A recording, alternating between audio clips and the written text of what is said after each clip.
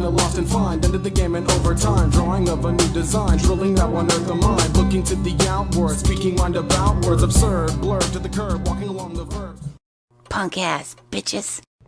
Hey everybody, what is happening? Ish de la Ish, and I am bringing you some of my personal user tips here. We're going to get into the settings here at the beginning, the customization settings screen. Most of you should be familiar with this, but there is something that I do that's not typical as far as one of my settings. So we'll get in here, look at these really quick. I changed my game speed to fast because I noticed that it was really slow. I don't know if that matters a lot. But that ball carrier stuff, since we're in here, I was testing out assist. I really just do prefer manual, and same with the auto flip. I do not like that. I like to control everything myself. That's why. The auto strafe, this is the one here. I actually don't use auto strafe. I don't think that it actually assists me with the way my style of going after interceptions. I know most everybody's going to tell you to keep that one on, and if you just want to sit and lurk in the middle and just kind of hold the Y button down the whole time and use that method, then go ahead. Ball hawk is on, heat seeker assistance on, and switches off. That's all typical stuff, but for the auto strafe again, and what I'm going to do here is I will have these plays show up real fast at normal speed. You can see what it is, and I'm going to give you a breakdown as I slow them down here. You know, basically that's about as easy as they get right in there, right? The hug in the middle one, and this is basically called just playing underneath. That's what these first three plays are, just helping you understand that it's more about the angles, more about getting in front of the quarterback. You don't always run with them. So we're going to use a cover zero blitz. Love cover zero blitzes. Very effective. When you man up on the running back, if the running back goes out, you've got to follow him. But if he blocks, you can either go and blitz, which will normally make the blitz a lot more effective, or you can try and jump a fast route. Like I'm waiting for him on the drag. It's nice when they're on the tight ends on the opposite side. It makes it even easier. But the drags and the slants will be coming, and you just want to get ahead of it and underneath. You know, and then it doesn't matter if he keeps running, because once you get that angle, then he can run a few more yards, and you still will be able to take that from the quarterback if he throws that ball.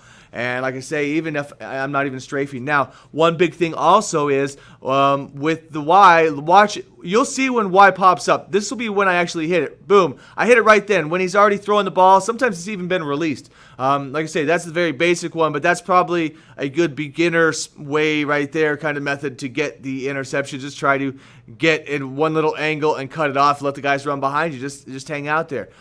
You'll be happy either way you get these. Now, I get ahead of them and underneath again. Once there's two routes there, and I was covering both routes. It didn't matter which one he threw to, he was going to get picked off right there. So that again, it shows once those break, you always want to get anything coming across, you want to get ahead and below. See right there. Now we're going to do the peel, and this next two, this is like I say, I call it peel. Basically, you're going to, someone who's attacking a lot of crossing stuff over the middle, you're going to want to cover one receiver, and as soon as it looks like you're committed to that, you bounce to the next receiver who's going to be open. Typically, I'm shading outside because I want there to be separation when the guy cuts across the middle. And here we go again. I will go and I will suck down to normally the closest bottom route, and then as soon as it looks like I'm there, I go right for the receiver I'm locked in on, and that's how we're going to trick this guy. And you know, again, a good quarterback or somebody who throws away from users, you're going to probably have to use a method like this to intercept him. Here we go. This is again later in the game, same sort of thing in here. We're going to come back. I'm going to find the first easy route I can lock onto, coming across here, and it looks like I'm going to commit to this. Never really want to get ahead of that one, because then I turn. Once I see the other route open, I want to turn, and then you see, then I hit Y afterwards. So you see it was a real late Y. You do not have to hold it down the whole time. Does it make it easier? Maybe, but only if you have trouble with your timing. Only if you were like hitting Y right before the ball like is right there. But otherwise, you see, you do not need to hold it down the whole time. So if it's easier for you to run without it, you know, like I am here, do that. And right here, this is just showing, you know, adjustments. This is just another part of usering. You're not always going to be able to make every play. This guy was attacking me on the left-hand side, but I'm usering, and I want to cover the middle. I know that's my responsibility, so I put the bottom guy blitzing in a purple, and you know, he makes the pick there for me. So you know, sometimes that's just going to be as effective. You'll be proud of yourself, happy with yourself when you make those, like make something that's specific and then it works just like that. So Always keep that in mind. A lot of what you're doing has to do with knowing the offense and knowing what the route combos are, and knowing how to then attack, that while covering, your responsibilities. So this last little part is just red zone stuff. It's easier to obviously cover the angles here because, it's shorter field. So like right here, you can the basic one right here is just kind of sliding back and forth. And doing so, you're going to cover 1, 2, possibly 3 routes. It's just the way it is. Now, you can also go and look for which side is heavy set and run that. Obviously, if he's got 3 receivers on one side and and somebody on the other, try to get the shading right on the other and try and cover the 3. Here we go. We're going to come out and basically engage 8. I'm going to press my guys out, so at least I have a few zones, but everybody else is going to be blitzing. Now, this is really nice.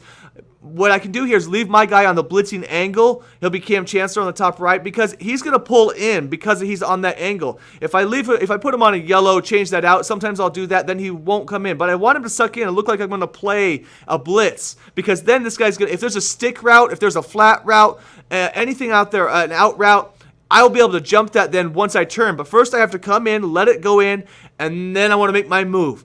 Make it look like somebody's open. He looks wide open there at the beginning, does he not? But when you come to throw that, because I get underneath. Again, you always want to just cut the route out. I don't need to be out where Jordy was, or whoever that receiver. I don't need to be out where he was. All you had to do was just get in between the route. You know what I'm saying? So these are just some tips to help you kind of get an idea about, don't be afraid to be aggressive. You have to do that. As you see, I use your different spots. Move it around based on where what's available to you. If you have a blitzing linebacker, you can use him. You may not get as much heat, but he's not going to be responsible for anybody. Yellows, even light blues, work on a light blue area. You're not going to give up a huge play. And even when you do give up some plays, not a big deal because you only need 1 turnover on a possession, So hopefully this helps you guys out a little bit if you're just starting into it. Other than that, man, we'll see you guys next time. Peace.